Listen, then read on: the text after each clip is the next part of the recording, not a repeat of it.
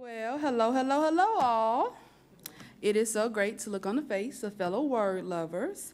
But before we begin, we have a few housekeeping things. One, readers. When you come up, there's a few cords around here, so just be mindful so that nobody trips or has a little accident. Also, the AOC is recording today. That's why all of our readers signed a little waiver as soon as you came in. And this will be available on YouTube for you to watch and share with other friends.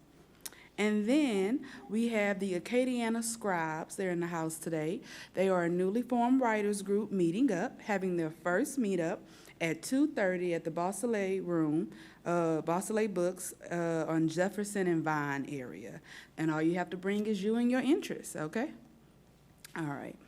So welcome to Words for You, a very special event of commissioned poetry. Words for You is a fundraiser for the Festival of Words. It helps to support our annual festival on November 3rd and 4th in Grand Conto. So go ahead and mark your calendars now, as well as readings and other events throughout the year. This is our 16th year of spreading literacy in St. Landry Parish and throughout Acadiana. We are excited to be featuring Dante Stewart, Charlie Raw, and Ken Hayda this year. Please check our website at festivalofwords.org or follow us on Instagram or Facebook. All right. So our first reader today will be Megan Bro, who wrote a piece for Livy Abear. All right. Megan Bro is a poet who serves as a visiting assistant professor within UL's College of Education and Human Development, the president of the UL College of Education and Human Development Alumni Chapter, and the coordinator of college and career writing programs for the National Writing Project of Acadiana. She holds degrees in English, psychology, curriculum and instruction, and educational leadership. All right, we welcome Megan.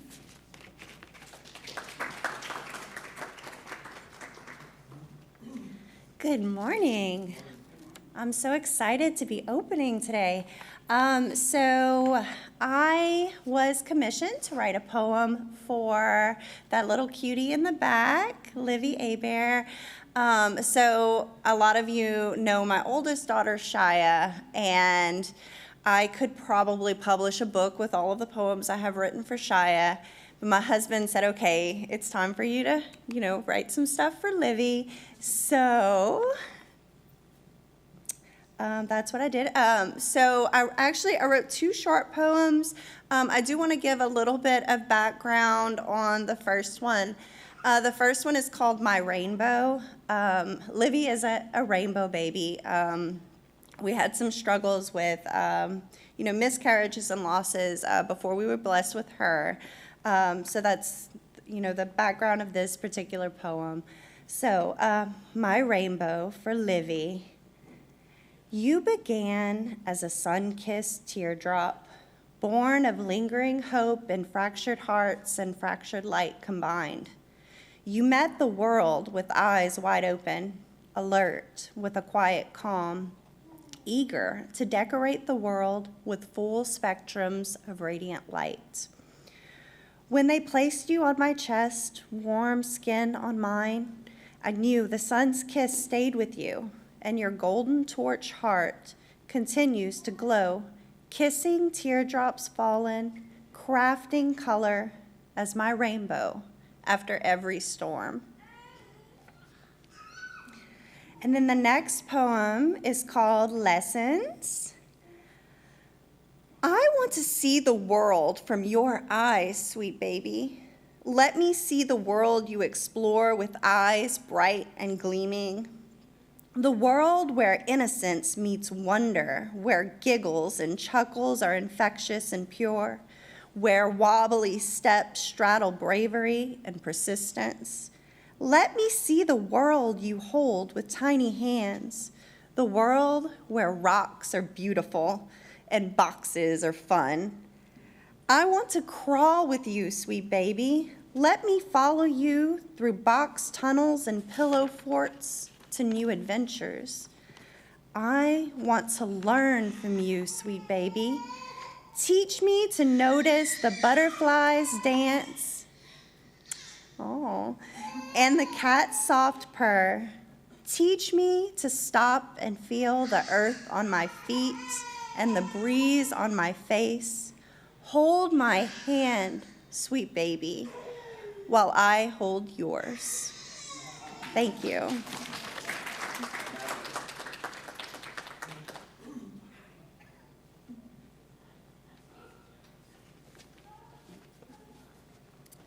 And next up, we have Shaya Abair, who wrote a work for Catherine Abair. Shaya Abair is an 11-year-old writer whose soul is a Broadway musical. She's a 3-time winner of the Lafayette Public Library's Rites of Spring Writing Contest and a 3-time winner of the Festival of Words Youth Writing Contest. She has performed original works for several literary events, including Words for You, Word Crawl, and the Pieces of Hope reading series. Shaya hopes to one day be a screenplay writer.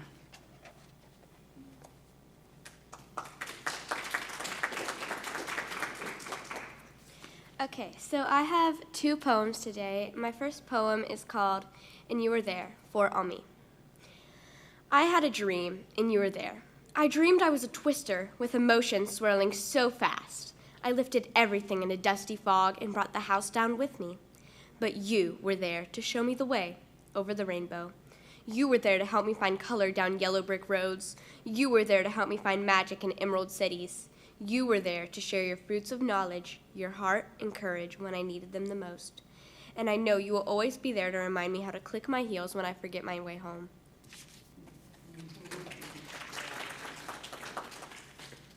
So my next poem is I See You for my nanny Cat.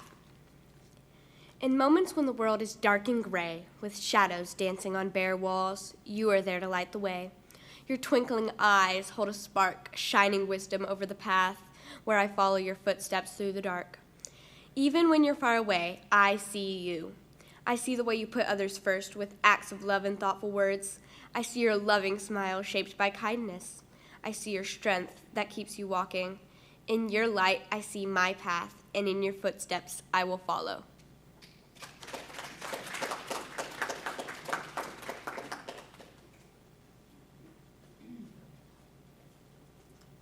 Thank you, Shaya. And next up, we have Alicia Lewis, who wrote a work for Karen Anizar. Alicia Lewis, in addition to creating poetry, has worked her magic on stage, behind the scenes, and for various local theater groups in central Louisiana. She also serves as a board member and front of house coordinator for the City Park Players.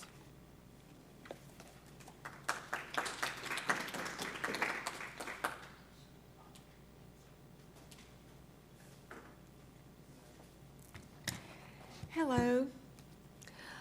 This is called Adventures in Love and Activism. It was written for Karen Anajar.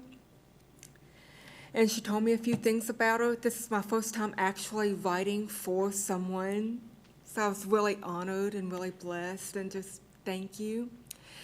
Scott, the poetry man from another time and different dimension, travels across realities to meet Karen, the beautiful disco lady with an amazing grace like no other. They swim in the warm, cool waters of sunny Anajar Beach, not far from Appleton Valley, where they travel to advocate with kindness and courage for those unable to defend and advocate for themselves. True social activists, knowing how great thou art. Along the way, they have a meet and greet with an all-sugar hound dog wearing blue suede shoes given to him by a honky cat, rocking the stray cat strut in the year of the cat. They dance at the disco ballet, socializing with with King Creole and Kid Callahan, the Love Cats from Rockaway Beach, performing the Jailhouse Rock at the Viva Las Vegas Clambake. At the Heartbreak Hotel, they encounter and cure Frankie and Johnny, afflicted with the GI Blues and suspicious minds. They introduce the girl-happy paperback writer to Penny Lane, ending a mess of blues by reminding everyone, don't be cruel. Deciding not to return to Cinder, and with a little less conversation, Karen and Scott can't help falling in love under the blue moon while having fun in Acapulco. Discovering love and paradise Hawaiian style, they relocate to the warm and sunny beach of Blue Hawaii. Thank you.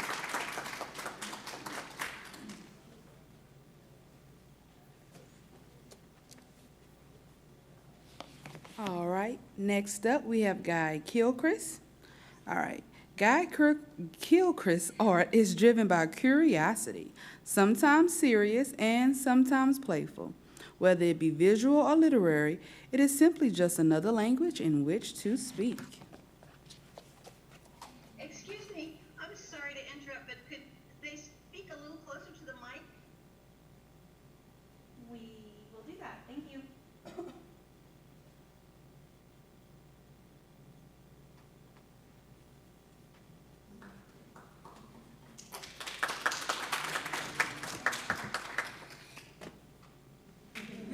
That's the funny part. That's the silly part.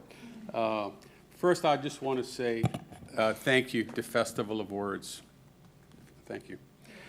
So in poetry, we use metaphors. And metaphors are sometimes like red herrings. Now, Webster defines a red herring as a diversionary tactic intended to distract attention from the main issue or point of discussion. And red herrings are used to lead people away from the real topic at hand by introducing something irrelevant or misleading. Now, this poem is not written for any one person in particular, so it's just sort of a global projection. The title of the poem is Yes, the Heart of It. Justice, justice, shouts the media. Angry money to be made. A distraction from the heart of it. Yes, my heart of it. Revenge, resentment, and retribution keeps us pulling the plow. A distraction from the heart of it. Yes, the heart of it. Injustice, searching for its innocence and its blame. Not past, not future, not north, not south. A distraction from the heart of it.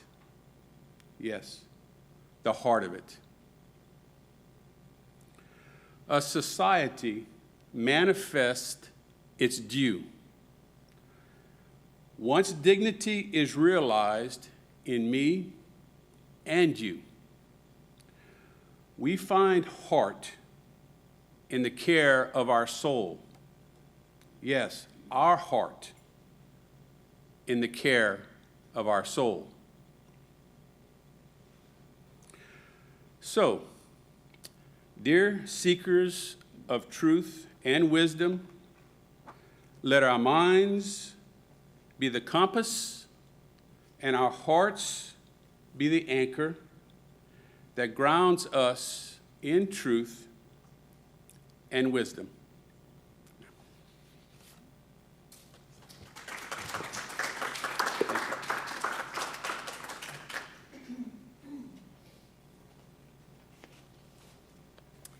Next up, we have a familiar face, Ms. Martha Garner, who wrote this work for Chloe Garner.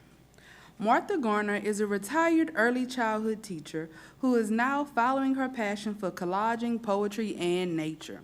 She is currently serving as executive director of the Festival of Words in Grand Coteau.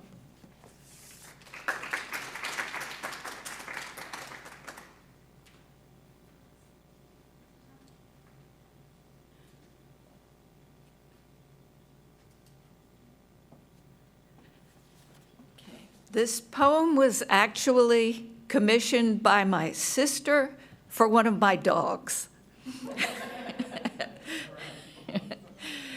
And this dog had kind of a sad story. She was rejected a few times, and they were about to send her to Florida in a big transport.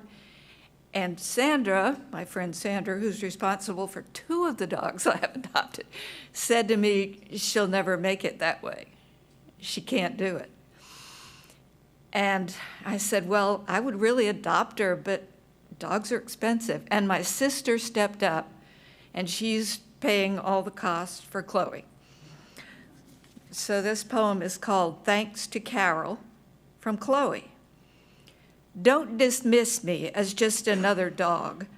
I have a tragic backstory that you can read in my big brown Betty Davis eyes. But enough of that. Now I'm a diva, regularly assuming my Anubis pose. When the mood strikes, I am a musician, singing operatic arias accompanied by the percussion of my flapping ears. I rule my master's bed, burrowing in amongst the waves of sheets and duvet, imagining myself floating in a gondola, listening to a barcarolle, or barcarolle as I prefer to say. I have landed in a soft place, someone to scratch behind my ears, plenty of food, and toys in my favorite color of orange. It's a dog's life until one magical day it isn't.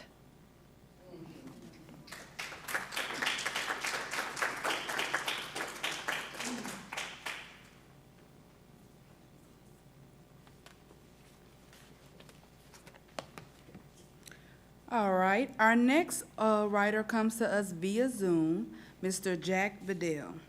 Jack Bedell is a professor of English and coordinator of creative writing at Southeastern Louisiana University, where he also edits the Louisiana Literature and directs the Louisiana Literature Press. He served as Louisiana Poet Laureate 2017 to 2019. His latest collections are Against the Woods, Dark Chunks, Mercier University Press, Color All Maps New, Mercier University Press, Rock Garden, Daily Drunk Press, and No Brother, This Storm, Mercer University Press. Bedell is the recipient of the Louisiana Endowment for the Humanities Individual Achievement in the Humanities Award and the Governor's Award for Artistic Achievement.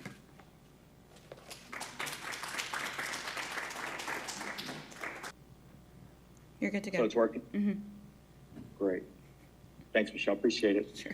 I'm very, very grateful to be here with y'all. I wish I could be there in person, but I am grateful to be here even in this kind of digital state, especially having written this poem for Ann Dobie, someone I've admired most of my adult life, over 3 decades for sure. So it was a real pleasure, real honor to write this poem for her. This poem is called Piano Concerto Number 17, and it is written in 3 movements, inspired by the 3 movements of the Mozart piece that bears the same title. Piano Concerto Number 17 for Ann Dobie. 1, Allegro. How quick the gifts of a spring morning, sprinkled on us like bird song. The last breeze left from winter, crisp and bright as sunlight against blue sky. The play of low clouds along a mountain range in the distance, dance of air through wind chimes. No threat of afternoon rain, no drag of work undone. Our phone ringing inside the house can staunch the flow or ever run it dry. 2, Andante. Few things in this life can match the pleasure of setting a table for family. The promise of togetherness, completion of circle, the balance of plates and silverware. And no matter if some seats are left empty now, memories and love and stories will fill them as soon as food is served. 3, Allegretto Presto.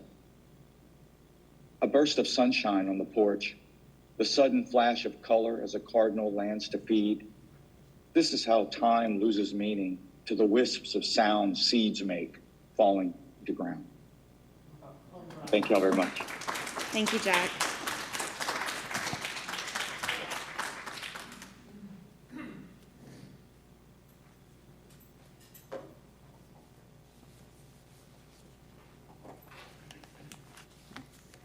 And our next artist will come to us via video, Suzanne Wilkes, who wrote a piece for James MacDonald. Suzanne E. Wilkes is a Louisiana native and a graduate of Tulane University. Her poetry has appeared in Spires, the Southwestern Review, the Heartland Review, and Mockinghart Review, among other publications. She is a member of the Louisville-based group Green River Writers.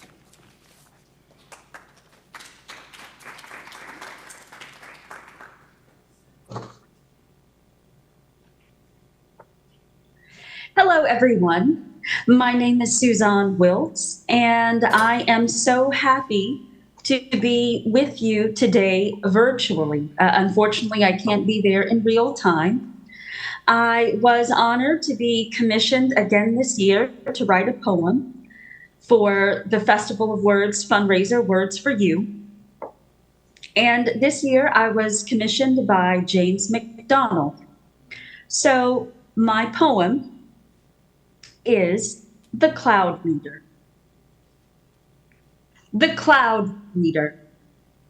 Freed from routine, the cloud reader takes no notes in his study of the cottony ephemera overhead, written by the water of neighboring seas and lakes.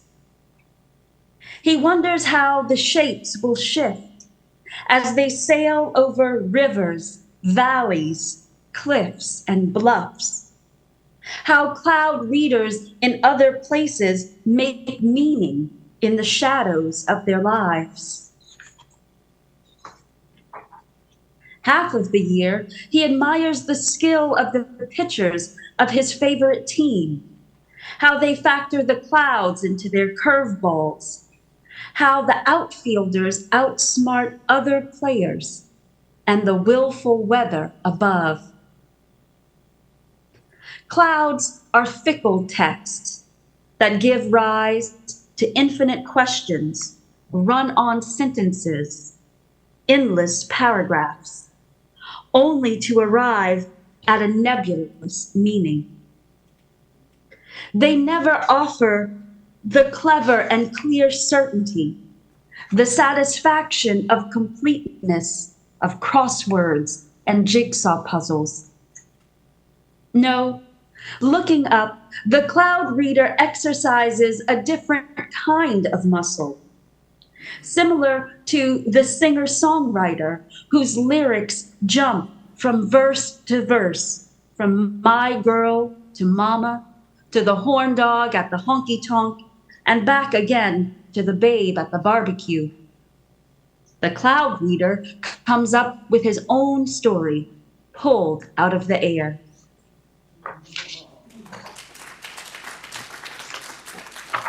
Friends and family with long-ranging memories chuckle knowingly when he shares that the cloud that just broke apart resembled his ill-advised hairstyle of the fall of '72. When he leaves the movies, he loves to look up and cast the clouds in the roles of recent villains and heroines. Sometimes his mind even wanders to the visual effects artist, how the clouds might be shifting continents for the footsteps of God, who only introduces more unanswerable questions. If only you could rain down wisdom on the degreed and undegreed masses, he thinks. If only I could pierce your mystery like the snowy egret who in flight allows his feathers to be ruffled by the best of both worlds. Dr. McDonald, these are my words for you. Thank you.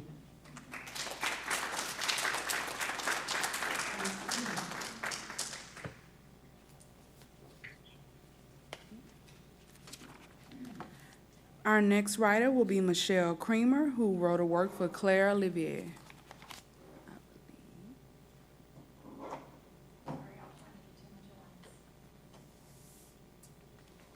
And it would seem, is Michelle on video? Yeah. Oh, you. Oh, I'm sorry, Michelle. Yes, I'm here. Okay, hello. This piece is titled An Epic 20 Years. With Some Love and Anxiety, written by me for Claire Elizabeth Oliver, Get Out of the Street. It would take an epic to tell the story of me and you, to capture 20 years in a poem, but I'll do the best I can, knowing you will support me, whatever I do. Always cheering me on and building me up. Ready to tell anyone who will listen, she's a doctor, you know. When we were 15, we didn't know everything we didn't know. 2 teens making the most of our youth. Now we're grown people, sort of. But I remember mud wrestling, Burkadabas, and are you going to Mikey's this weekend? Did we know then the best was yet to come, that we'd still be the closest of friends? It feels like you are my other half, and not only because you know what I'm going to say before I do, but because they say friends are the family we choose, and it's true that you are the sister I never had. Making tons of memories and having the time of our lives, even if we remember some moments more clearly than others. Whether it's dominoes, musical sing-alongs, the fun we had planning Aubrey's 30th, or sitting at the camp, I laugh more than I would have ever thought. This summer, I pulled out my old scrapbooks, and it was no surprise your face was on so many pages. Looking back makes me smile at those young girls and also realize I've lost sense of how much time has really passed. Soon, you'll be starting out for your next great adventure. People will smile and say, "Look at them," and I'll be there too, cheering on this brand new stage. So here's to Lafana nights and breakfast casserole mornings. To me, you'll always be the person I'm having more fun with than it makes sense to be having. Thank you.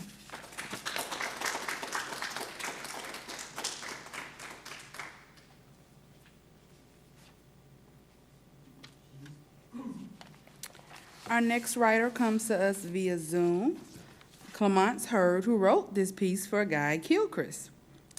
Clemence Hurd is a New Orleans native. He received a BFA in Graphic Communications from Northwestern State University and his MFA in Creative Writing from Oklahoma State University.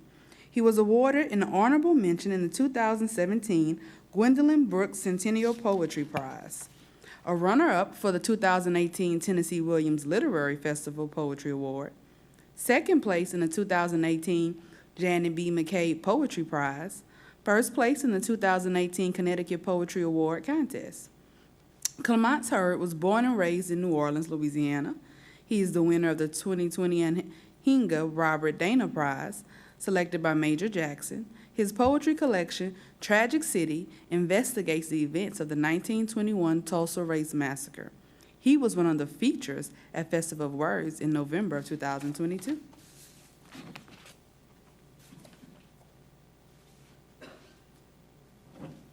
Is Clemence on Zoom? I'm not seeing you. Yeah, I'm not seeing him either. He messaged me last night and said he was camping, but he was gonna try to use his hotspot. Maybe he'll pop in later. If Clemence comes in later, I'll be on the lookout. All right, so we'll move forward. All right. So next up via video, we have Patrice Melnick, who wrote this piece for Marsha Wall. Let's see. Patrice Melnick's memoir is entitled Po' Boy Contraband, From Diagnosis Back to Life. City of Hey Baby is her first poetry collection, fall 2020. She serves as the director of the Opelousas Museum and Interpretive Center.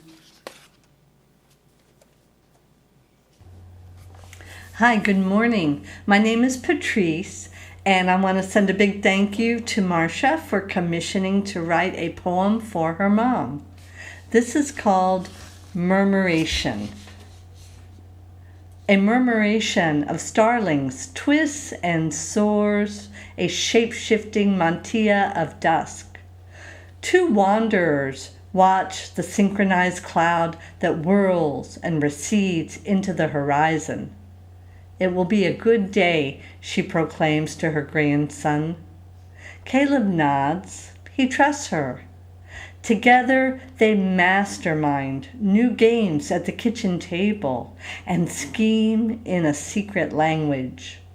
Though only 11, he knows exactly what she means when she promises technicolor zinnias and introduces him to a certain acrobat oriole that flaunts black and yellow attire.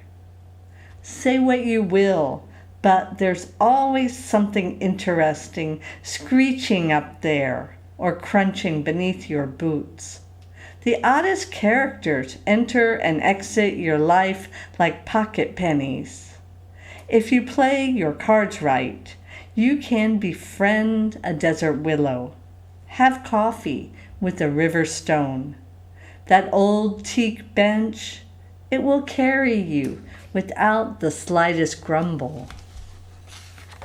This fall, iridescent starlings sky dance around the world. One constellation rises and dives among ruins and palaces of Italy. Over a California poppy field, another flock lifts like a cloud.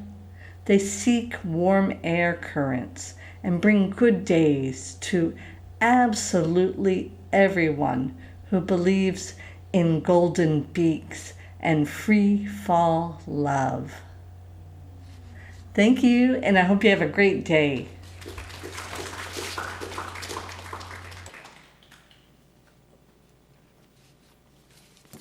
Next up, we have a reader who will be pulling double duty for us.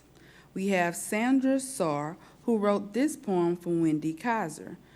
Sandra Sarr is an accomplished poet and award-winning author. She has a novel in progress, The Road to Indigo. Sandra is currently working as communications writer at Louisiana State University, Baton Rouge, Louisiana. Then, Sandra Sarr will read a poem by Valentine Pierce for Pamela Bouton. New Orleans poet Valentine Pierce has been writing most of her life and performing for nearly 40 years. She is currently enjoying a trip to Paris.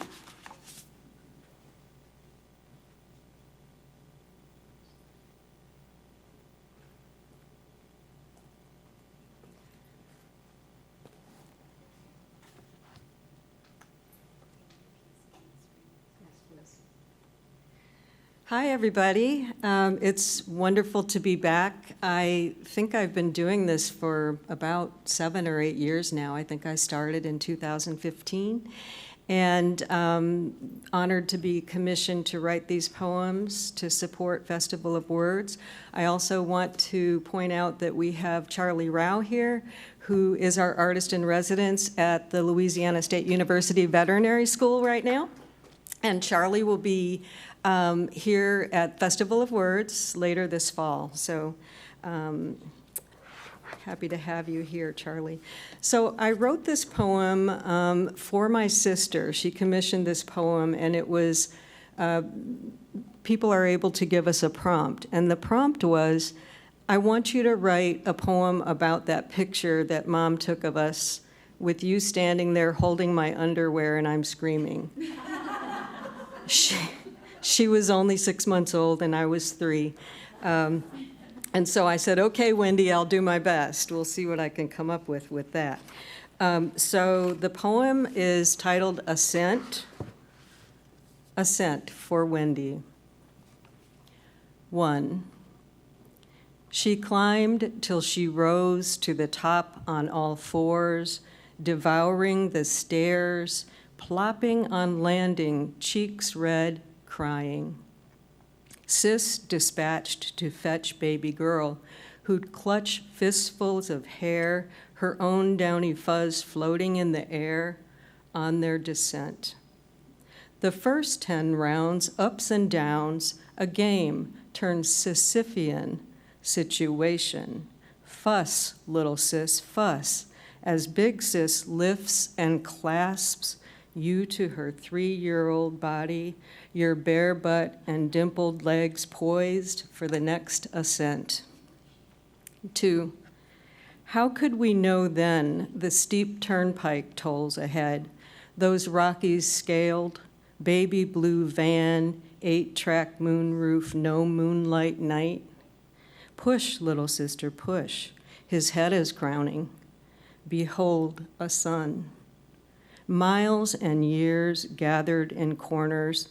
Get up, walk, big sis. Stained, gowned, clutched gap. One side flat, I stood, then ran.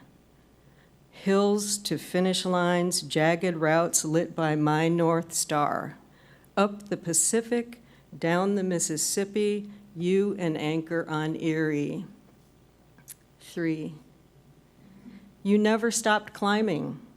All those ups and downs, shucking and jiving, driving impalas over long shadows by sheepskin degree, leaving what could not be. We became our own currency, meeting each other on night stairs where there were poems, Natasha's and Naomi's, their repetition and enjambments, and the Indian in his poncho by the side of the road to show us the way. How all those stairs we stepped led to where we knew we had to lose things in order to finally arrive at kindness.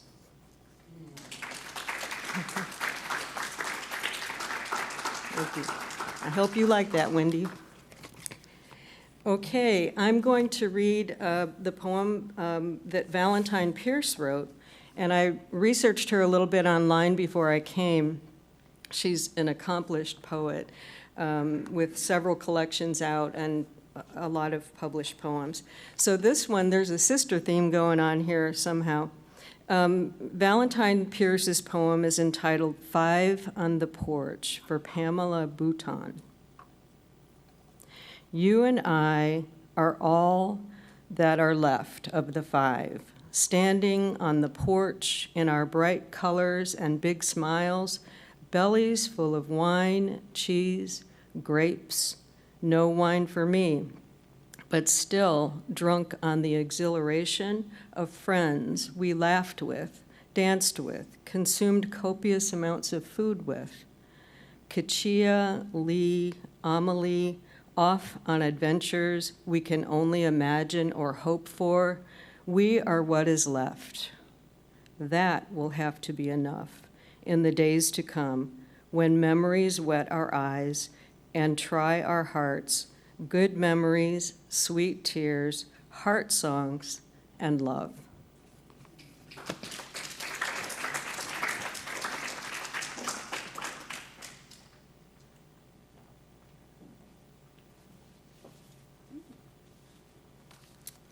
Our next work is written by Melissa Bonin for Martha Garner.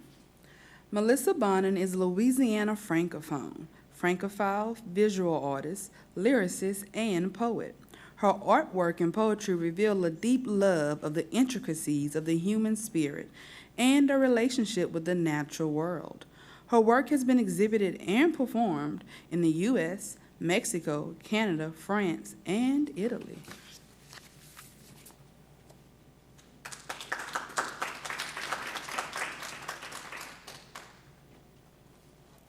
I'm so happy to do this piece for Martha because she does so much for us. And I was really excited to read the things that are special to her. And so her dog, another dog, will make an appearance now. But I'm going to need a little help from the audience because this is kind of a song and I really can't sing. So I'm going to ask you guys if you can do ba-da-na-na. Can y'all do that with me? Ba-da-na-na. Okay, great. So when I point to you, can you just do it? Now I'm going to trick you. I won't do it every time. So pay attention and we'll see if we can have some fun here. And so Martha informed me that her favorite of her dogs was called Tiny, and he was kind of scampy and naughty, but that's why she loved him the most. And she also loves blues. Tiny sings the blues for Martha, also known as "I Got Martha Wrapped Round My Paw," with words from Carl Perkins, Preston Foster, and Muddy Waters. But I kind of changed that because I'm going to have you sing. How does it go again? Ba-ba-na-na. All right. Woof. I got my mojo working. Ba-na-na. My human Martha by my side. Ba-na-na. I hang my head out the car window. Ba-ba-na-na, and watch the trees roll by. I got my mojo working, eating love bugs on the fly, scamping down the back roads, chasing sunsets, feeling fine. I got my mojo working, bones falling at my feet, Martha in my back pocket, she give me that big fat bacon treat. I got my mojo working, hugs and kisses all the while. When she strokes me down my backside, woof, I flash my side-eyed smile. I got my mojo working, waggy friends and family. One day we'll all go to Venice, see what there is to eat. Thank you.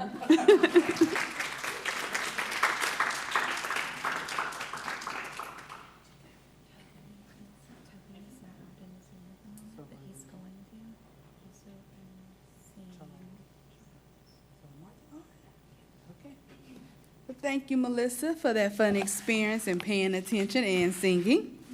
All right.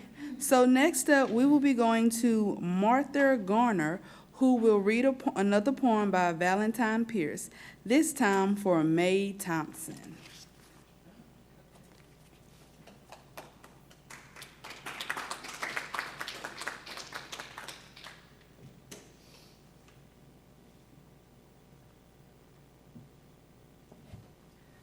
I'm honored to be able to read this because I love Valentine and I love her work. This is called The Gift of Wonder for May Thompson. Days bloom in glorious wonder as family and friends laugh. Dinner plates rattle with forks, spoons, as though they are part of the conversation too. We are eager to share the joy of having this time together. In a world so busy that we sometimes almost forget to breathe, let alone gather our small moments to share with each other. I am a mighty oak, shading family with my love.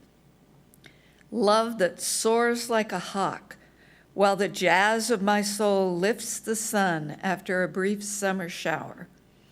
We gift each other the wonder of our lives, dance in exultation as we celebrate the delight of these small moments in this great big life we live.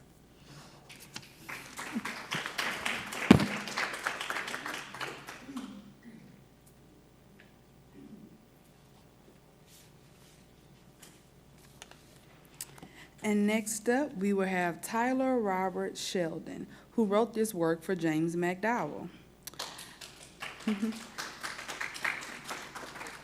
No, it's okay, we can share it. And Sheldon is an American poet, fiction writer, teacher, and critic. He is the editor of Mocking Heart Review, the author of several poetry collections, and a PhD student at LSU, who has been faithful to our program for some time.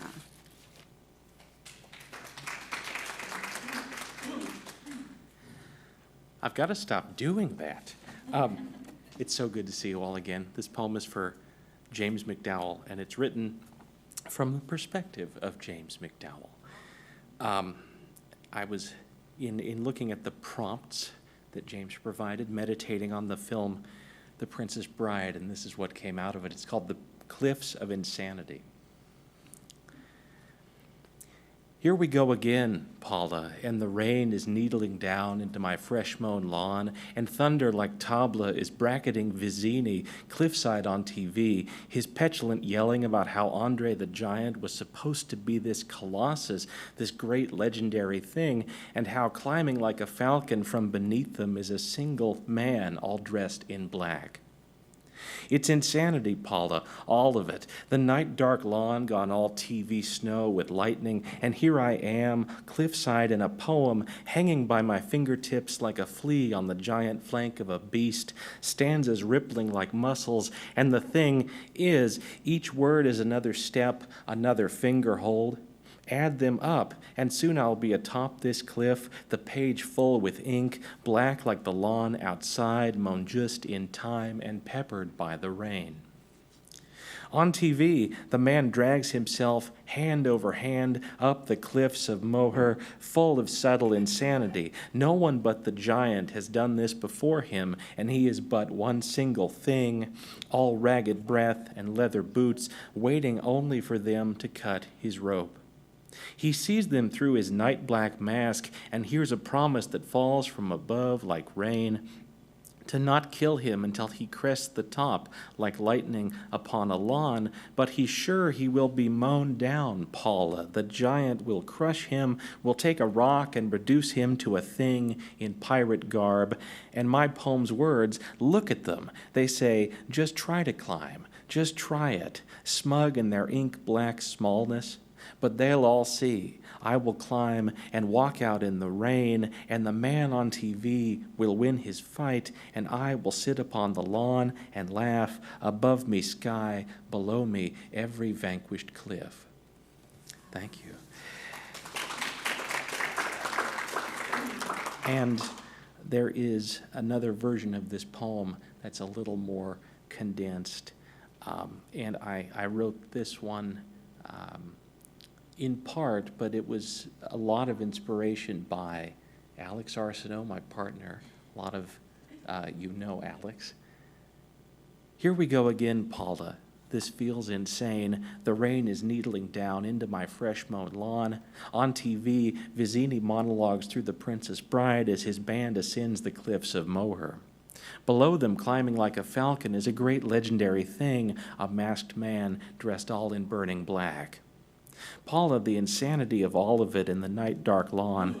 I am cliffside hanging by my fingertips, each word a finger hold. Add them up, and I'll soon be atop this cliff with a page full of ink black, like the night that waits outside.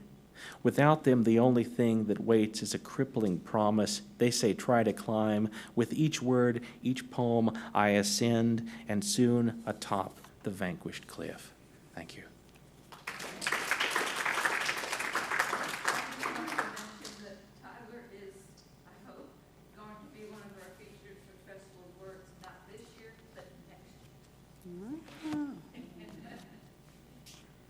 All right, and next up we have Toby Daspit, who wrote this work for Avery Davidson.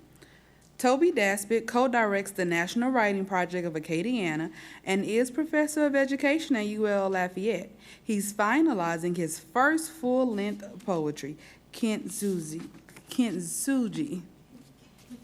All right, can y'all hear me, by the way? Well, we're about to get to that point.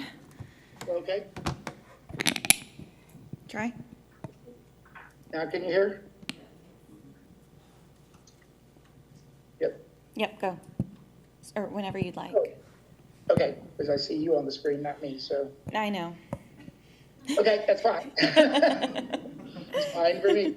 All right, so I had the great honor of having two of my nearest and dearest friends that I've known for 30 plus years now commission me. I think Shayla is here. I kind of noticed that. So I'm going to start with her.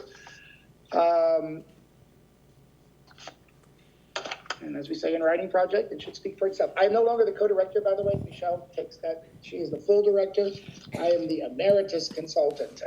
They put me out to pasture. So this is called Shadow of the Demeter, and it's for Shayla, 9923. Let me tell you a story, one with shadows and twirling handkerchiefs and natural-born killers on a big screen and cowpunk after midnight. A story where sound swells and compressed centuries take center stage.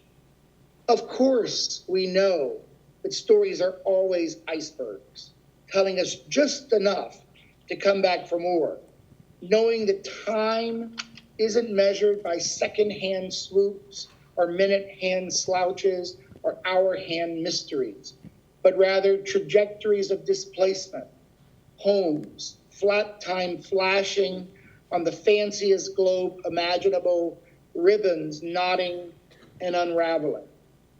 There's one story, though, I'll save for after a Saturday midnight, a Sunday morning before the cock crows, and all that's on the foggy horizon is a battered ship, tattering its sails in the wind and rain, a shadowy oarlock skulking on deck, wondering where something warm lives to die, to be recirculated, to become immortal, even if only for a moment. And then the second one is for Avery Davidson, who I don't know if he was able to join us this morning. He's probably working or on assignment somewhere. And it's called Beginning as a Mistake. I remember the cold craft beer you suggested one late afternoon when you shared tales of your travels, Cuba and Turkey, so many other places, and then you sharing how you misread Bukowski's "It Began as a Mistake," which is the opening line of Post Office, as "I began as a mistake."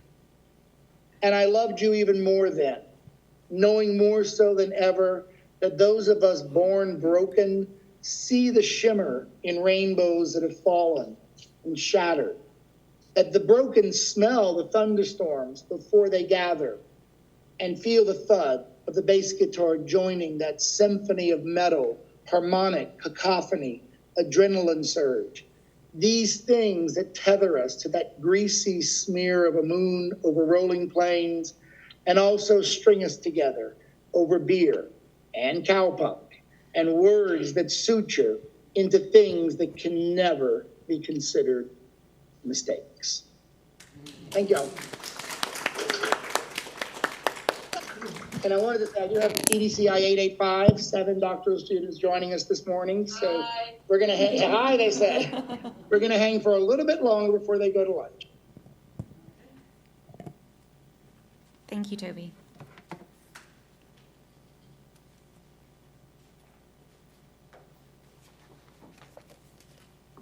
All right. Our next reader is James McDowell, who comes to us via Zoom. J.K. McDowell is currently residing in Ohio. He is a poet, artist, and mystic, originally from the Midwest, and works almost exclusively in the American Ghazal poetic form. Good afternoon, everyone. Would it be best for me to share my screen? Or just if you'd like. Whatever you prefer. It says you've disabled screen sharing, so. Oops, just kidding, sorry. There Can you you go. Brilliant. You should be able to now. Yep, just. Too many windows up.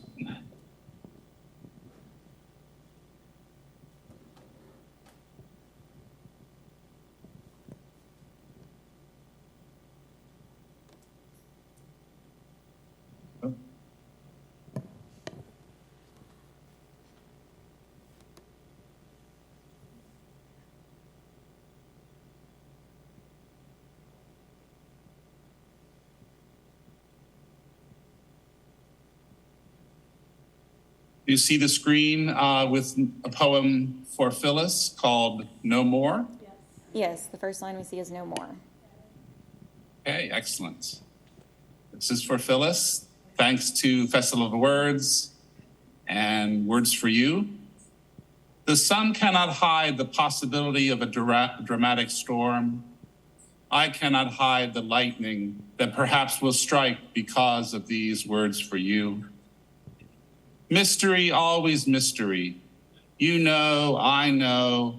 Poetry is a mirror that flips images and feelings over and over for the soul. In the woods today, I'm turning over stones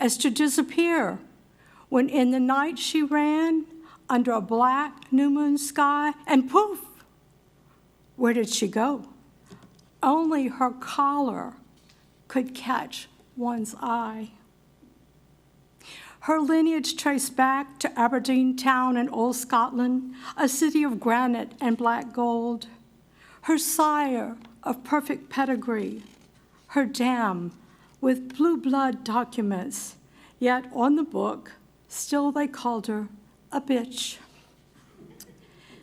She is both beauty and beast, bred low and stout, sure-footed and fierce, boasting a digging front, bred to tunnel into dens of weasels, moles, and stouts, vermin cleared from her master's fields.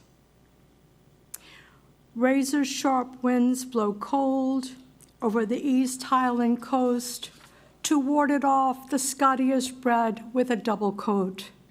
Fur layers sweep the ground, warmer still than the finest wool tartan.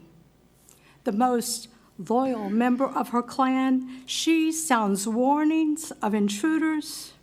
When the danger's past, she is the gentle guard of her family's sleep. Whelped to Kelly's kennel almost 15 years ago, fed, walked, groomed, and shown, she took part in Kelly's hobbies, and I'm told she stole her heart. In 2016, a change. At the doorway, Layla listened.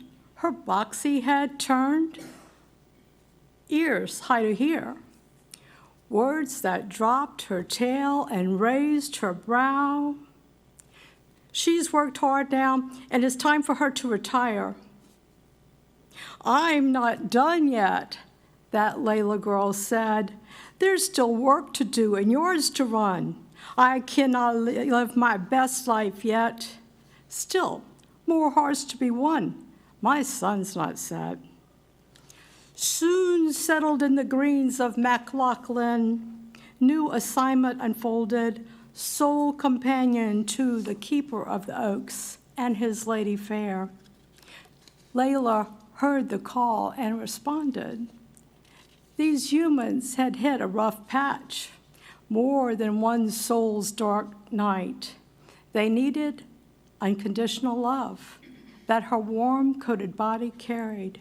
She took them in hand and taught them her ways. First a walk, a ball pitched, and with her head motions, now come into the yard and run.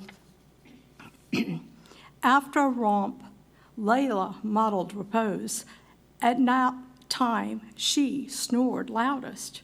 5 o'clock dinner time came with a gentle command. First the head tilt and the eye contact. Brown eyes looking deep into one's soul. Not to be ignored. Your attention is demanded. She rolled her R's and swept her head. Clearly said, it's rough. With the last crumb glean from bowl and floor, the staring stance repeated. She brought great joy with her antics, toys and treats, and a prancing dance, and a good old gnaw on Saturday's knucklebone, kept her teeth in polish. Amazing creature with a strict time clock, she shepherded all to sleep. First following her Lady Louise, then lay near the bed at her feet. Durr was next, and she watched until he snoozed. Then she lay flat across her bed in the mat. Who knew? A sleeping guardian angel with a coal black coat. A 7-year cycle near complete, her work was nearly done. She sent extra love, ramped up the light, but knew her time had come. For like the Celtic people, Scotties hear the pipes call, telling stories of beloved ones and heroines, and love that touched us all, and love that touched us all. but wait. Our tradition says life is to celebrate those we love. So now in thanks time has come for us to lift a cup and shout out and pour a wee dram for the love of a wee Scotty, singing roo, roo, roo for Layla. You are a beloved one and our hero one, with a love that touched us all, with a love that touched us all.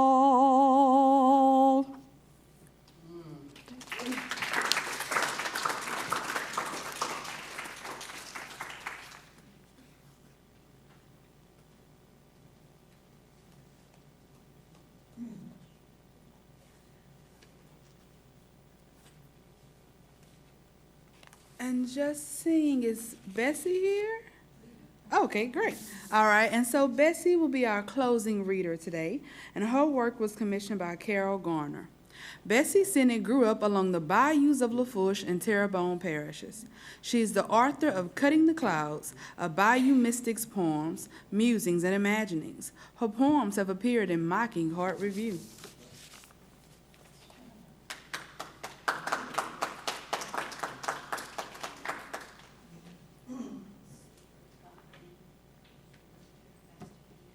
These wires seem less dangerous than those wires somehow.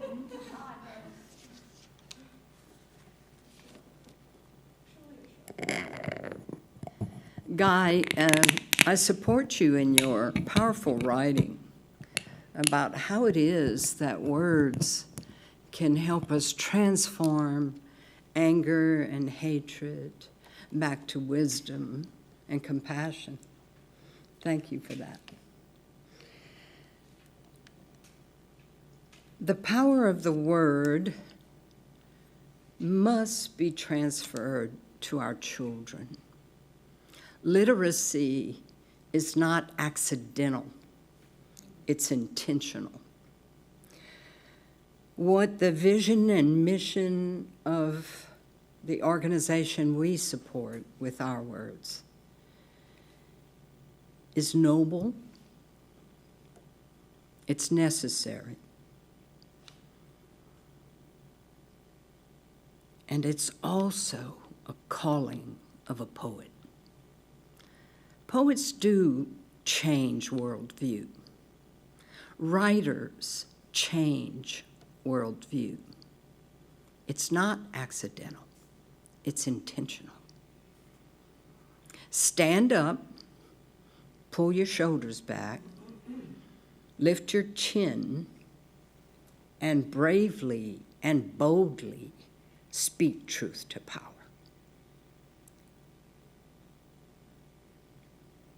That's my rant for this morning. I'll move forward now.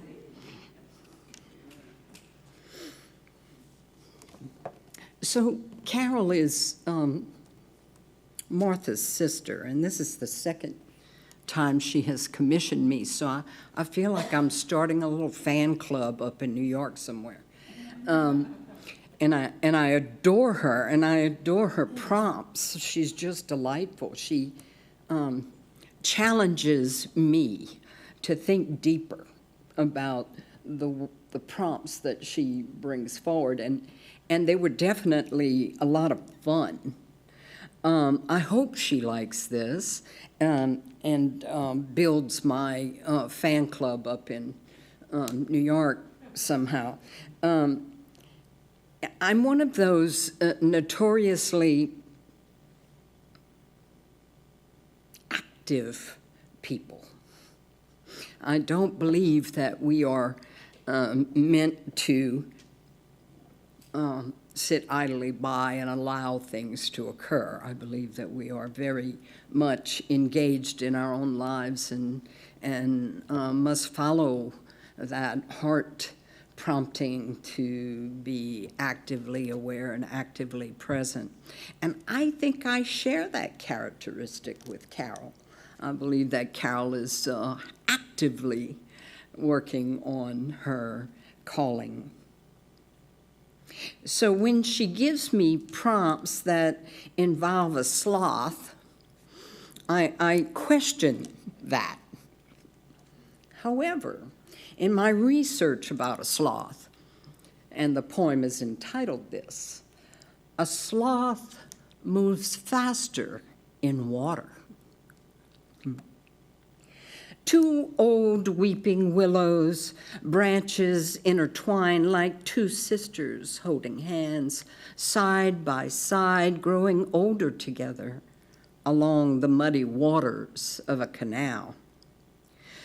Just below the miles of sugarcane fields, a crisp fall day, radiant and cool.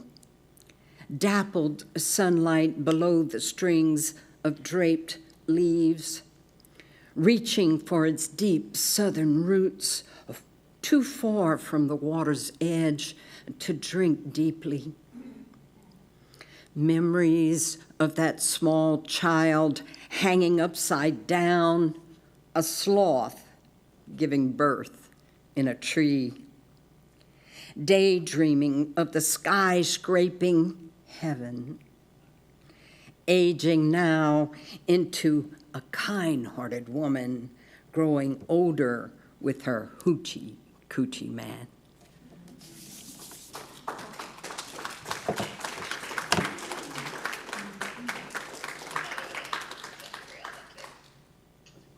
Thank you.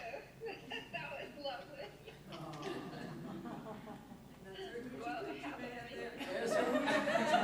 Betsy is waving at you. I know you can't see her, she's waving.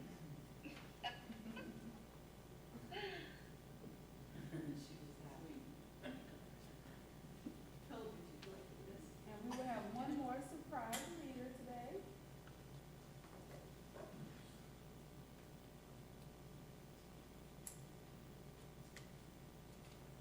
Oh, boy. Thank you. Yes, sir. Okay. All right. Okay. It says, please do not touch the mic. Okay, all right. I promise I won't touch the mic.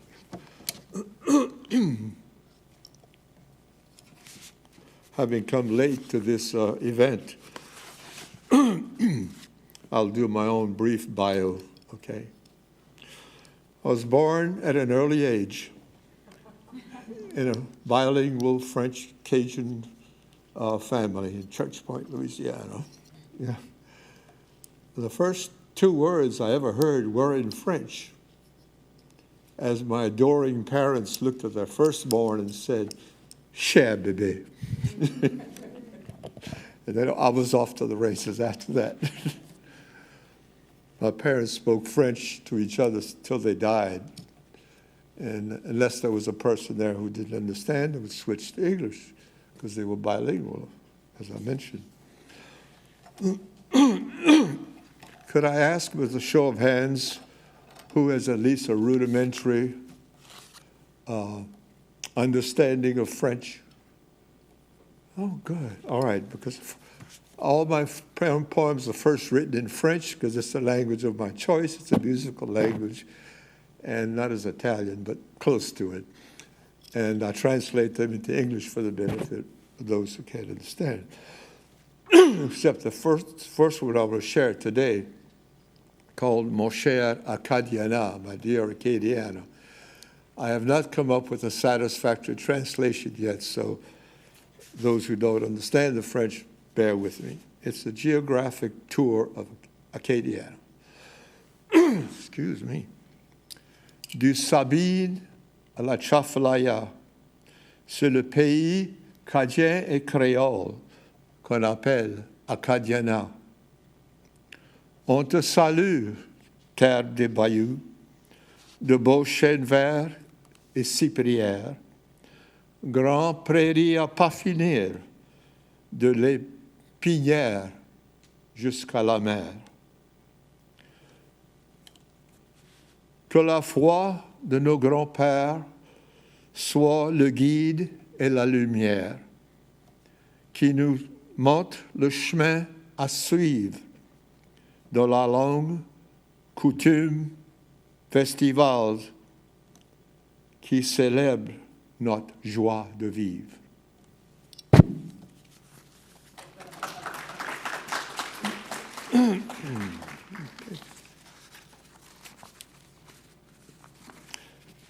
The second one is background here. About a year ago, I got to thinking about the Canadian, I don't know if it's a national song or what, called Mon beau sapin, my beautiful fir tree. I said, what is our significant tree here? The beautiful live oak, right? Okay, so I wrote it, Mon beau chêne vert, my beautiful live oak, first in English.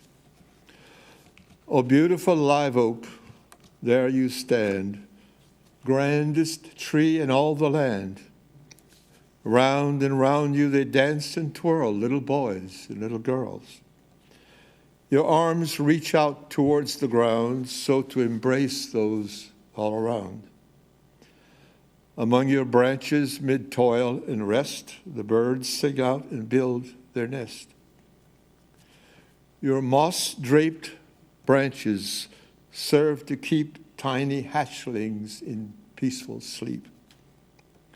The squirrel in their home on high, 'neath treetops that sweep the sky, guard the babies in the nest in whatever weather from whatever pest. At evening tide, cicadas swarm and fill the air with such a throng, covering branch and leaf alike with their shrill, ear-piercing song.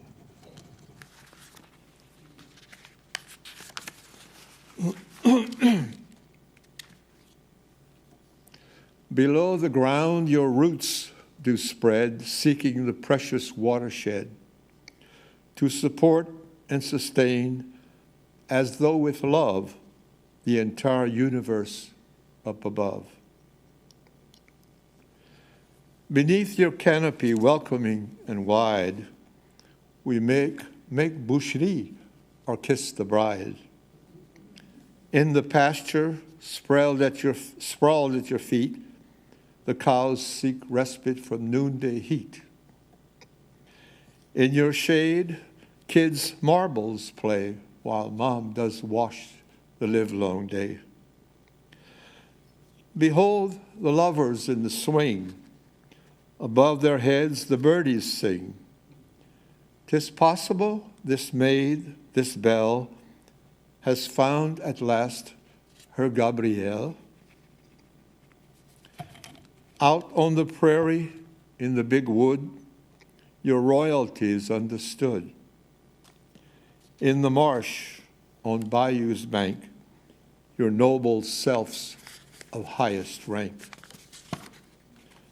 Along the coast, for miles and miles, your grand cheniers form there the isles. Around the courthouse, you grace the grounds, embellishing the area all around. On a bench there, in your shade, old men share memories before they fade, of days gone by, of years long past, which in their view went by too fast. When from Acadia our forebears came, free at last from Britain's reign, when our grandfathers landed here, beautiful live oak was there to cheer, bienvenue, welcome here. When our grandfathers landed here, beautiful live oak was there to cheer, bienvenue, welcome here. Behold this stately oak, symbol of a race, uprooted, transported, scattered, arisen. Thank you.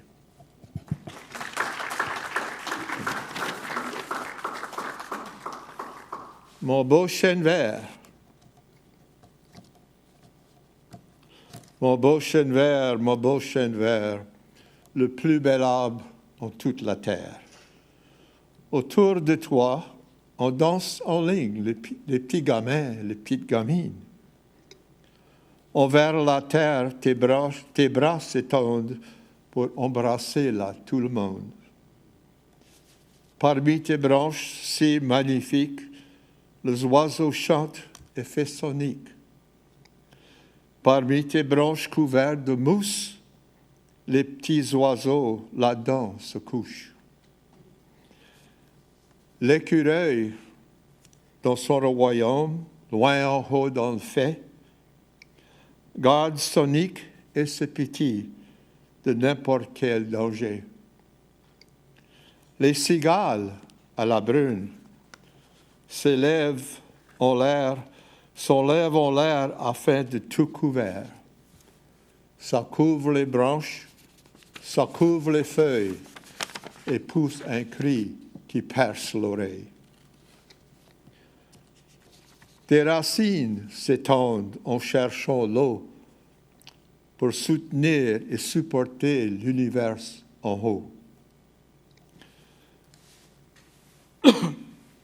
Rassembla dans ton ombrage, en fait boucherie, en fait mariage. Dans la savane à plein midi, les bêtes se reposent à ton abri. À la maison, dans ton ombrage, on joue au canique, Mam fait le lavage. Les amoureux, dans la galance, suspendus dessous tes branches, assis tout près, en pleine brasse-corps, l'un à l'autre son vrai trésor. Est-il possible, cette demoiselle, à trouver à la fin son Gabriel? Sur la prairie, dans le grand bois, beau chêne vert, toujours le roi.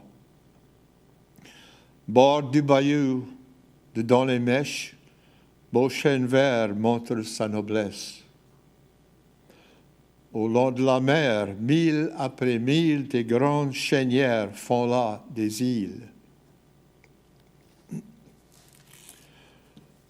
Au cœur de la paroisse se trouve la maison de cour, entourée de vieux chênes verts qui embellissent les alentours. Les vieux hommes assis sur le banc, en bas de ta couverture, racontent des contes des jours passés et se vantent de leurs aventures. Oh, my grandson. All right. I'll repeat that. Les vieux hommes assis sur le banc, en bas de ta couverture, racontent des contes des jours passés et se vantent de leurs aventures. Quand nos ancêtres sont arrivés de l'Acadie, tout désolés, quand nos grands-pères ici sont venus, beau chêne vert y souhaitait bienvenue. Quand nos grands-pères ici sont venus, beau chêne vert y souhaitait bienvenue.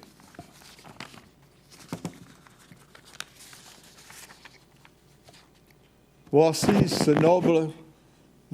ce noble chêne, symbole d'une race déracinée, transportée, épaillée, ressuscitée.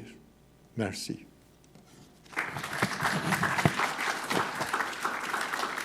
Okay.